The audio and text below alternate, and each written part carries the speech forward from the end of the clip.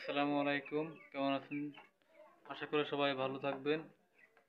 আপনাদের জন্য আজকে যে ভিডিওটি নিয়ে আসলাম সেটা হচ্ছে আমাদের মুরগির ঘরের বাচ্চার যে পরিচর্যা। হ্যাঁ, আমাদের ব্রয়লার বাচ্চার আজকে প্রায় 18 থেকে 19 দিন বয়স। বাচ্চার গ্রোথগুলো কিন্তু মাশাআল্লাহ অনেক ভালো। যদি দেখেন মুরগিগুলো এই চিত্রের মধ্যে কিন্তু অনেক সুস্থ চেহারা। আমরা নিয়মিত পরিচর্যা করি এবং খাদ্য খাবার দিয়ে থাকি।